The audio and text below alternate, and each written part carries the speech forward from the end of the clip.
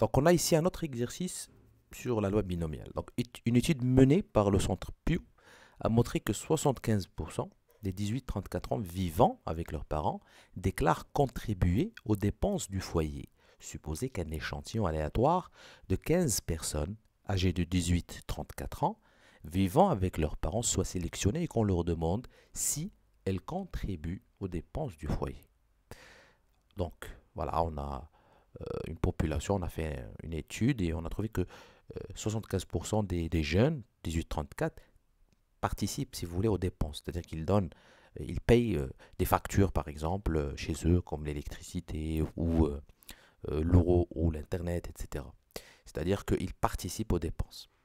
Et donc là, on a un échantillon aléatoire. Donc là, c'est très important.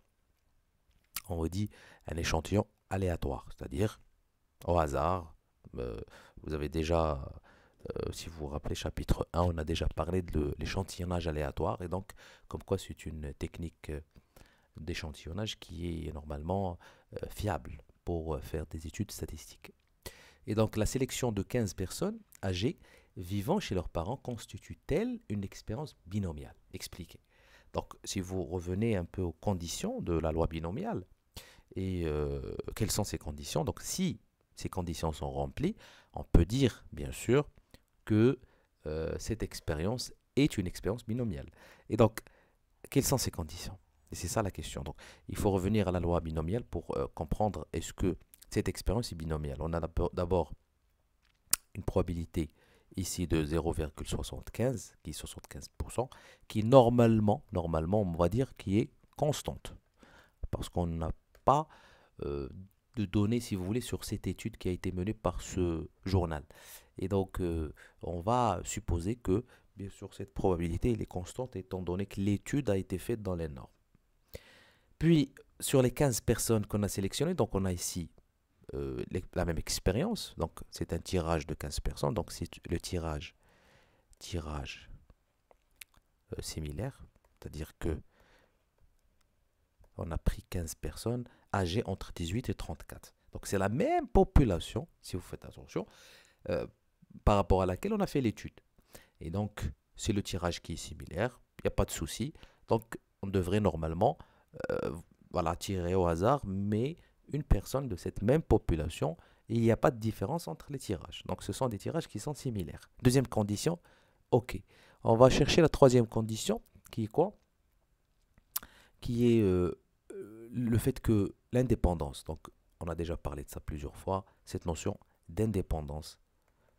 L'indépendance, ça veut dire quoi? C'est que une personne n'influence pas l'autre. Donc, d'accord, décision ou, si vous voulez,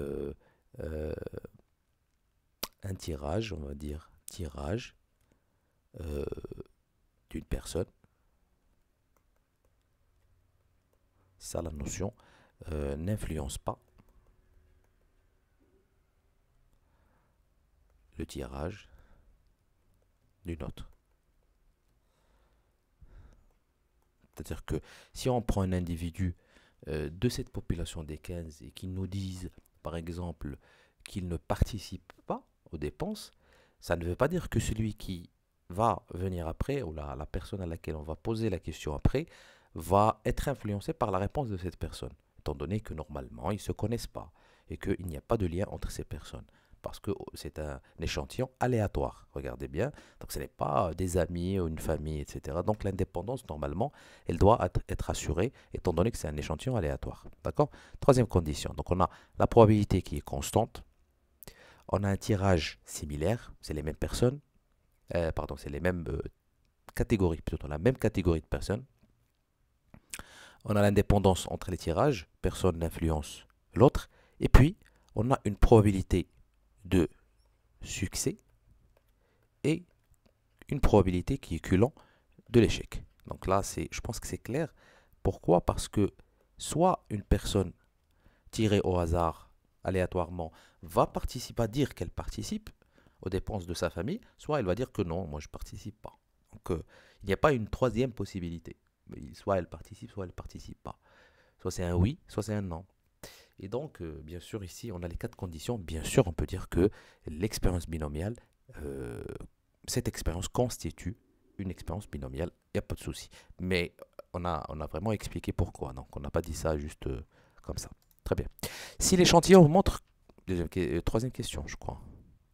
Non, deuxième question. Alors, si... Il y a une petite erreur ici.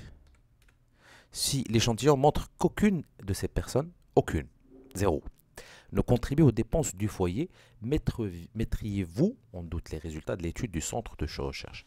Donc, imaginez que sur les 15, vous posez la question à la première personne, il vous dit non, je ne participe pas. Deuxième, je ne participe pas. Jusqu'à la 15e personne, personne ne participe. Est-ce que on va mettre en doute les résultats de l'étude qui a été menée avant, c'est-à-dire cette étude de 2012?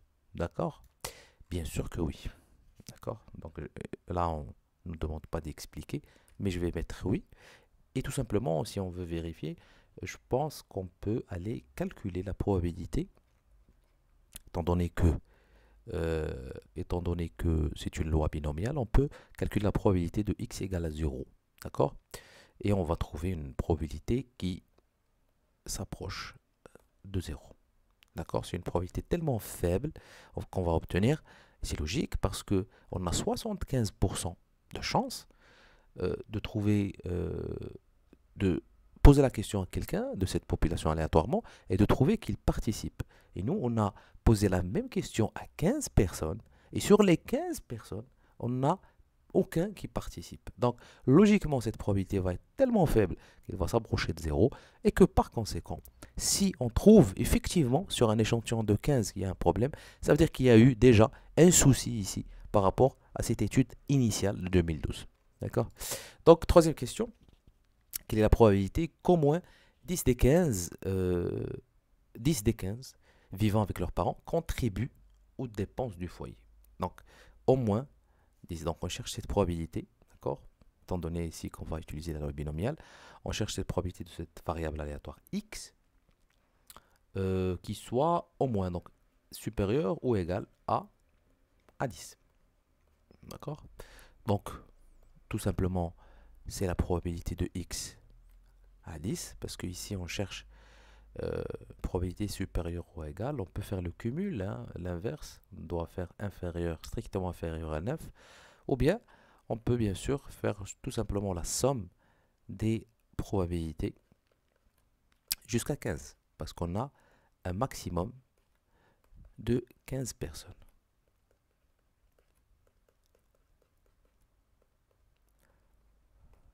Plus la probabilité de x est égale à 15.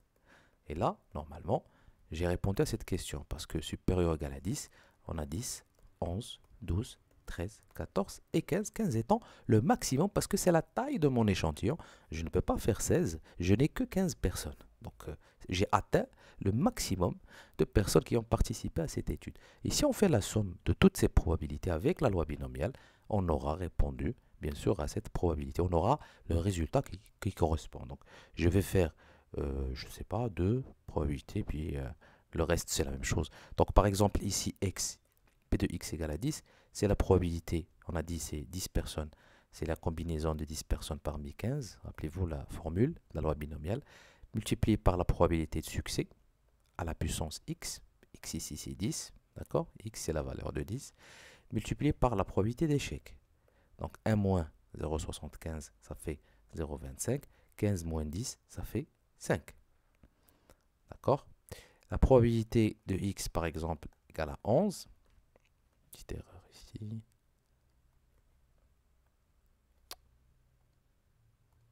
On va effacer ça. Voilà. Donc, c'est quoi? C'est la probabilité de 11 parmi 15. Probabilité de succès à la puissance 11. Probabilité d'échec à la puissance 15 moins 11, ça fait 4. D'accord? Etc. etc. Et je vais faire la somme de tous les résultats que je vais obtenir. Et je vais obtenir, je l'ai calculé ici avec le logiciel R, et je vais obtenir une probabilité de 0,8516. D'accord? 8516. Donc 0,8516. Ça, c'est la probabilité de x supérieur ou égal à 10. D'accord? Donc, c'est une probabilité cumulée, si vous voulez, entre 10 et 15. Donc, entre 10 et 15, mais c'est un cumul de probabilités. Pourquoi? Parce qu'on va faire la somme, regardez bien, on va faire la somme ici de toutes les probabilités qui se trouvent dans cet intervalle de valeurs entre 10 et 15. D'accord? Très bien. Donc, on a répondu à cet exercice. Donc, c'est l'exercice 34 sur le chapitre 5 que, dans le lien que vous avez sur le livre Économie, Statistiques pour l'économie et la gestion. D'accord? Très bien.